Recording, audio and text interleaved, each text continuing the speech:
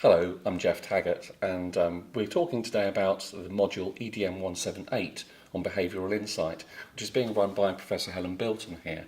And we're going to find out a little bit about it. So could you tell us what the module's focusing on? Sure. Firstly, it runs on a Monday between 5 and 7:30, so it's just for the part-time students, because the full-time students will all be on their dissertation.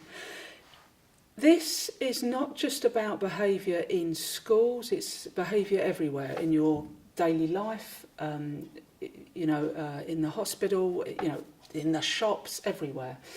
So last year we had people on the module who worked in further ed, higher ed, in the hospital training, schools. So it was a real lovely mix of students.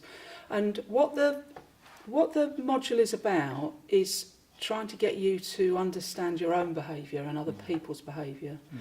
We start off with something called the nudge theory, which is from the Behavioural Insight team, which is attached to government, and about how you can, with small changes, really sort of a number of small changes, you can make what's called marginal gain change in your life.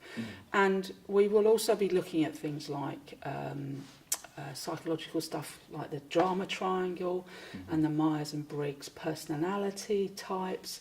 And then we've got lovely people like you, Jeff, coming in to talk about attachment theory. We've got Carol coming in to talk about gender. So it's those and lots and lots of stuff to do with behaviour. So I bring in all sorts of theories and ideas. And during the sessions, you will make changes to the way you are, and the evaluations from the students this year were the incredible impact the module had on people daily and in their work situation.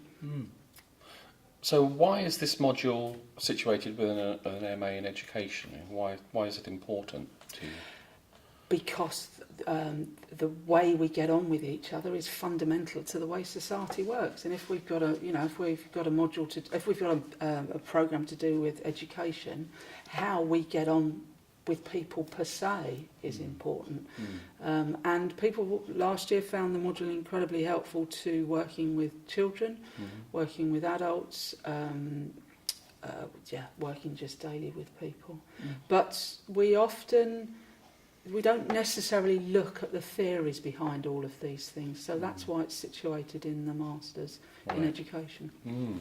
So if a student was to enrol on this module, what could they expect in terms of how an average session is being taught, and what they need to do during the sessions and so on? Okay, just about every session there'll be what's called peer coaching, which is where you get into a small group and you try and I'll teach you how to do this, but how you try and sort out a problem or an issue. And it's a safe space for people, so that's one aspect of it.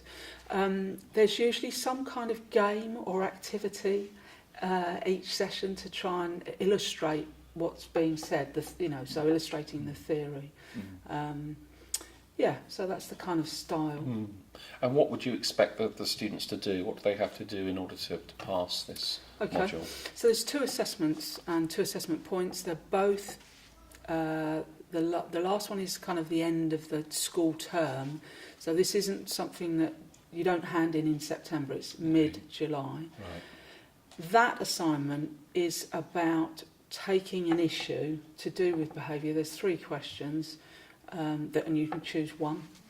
And it's just a kind of standard, master's level assignment answer to do with backing it up with theory, being critical about the reading and all of that sort of thing. But the other thing that you're asked to do, which is 30% of the module, and that comes in during the time that you're on the module, is 6 reflective accounts to do with the nudge theory and trying to make a change in your life or in your work situation, and then reflecting on that linked to the literature. Great. It sounds a really fascinating module. Thanks for talking to us about it.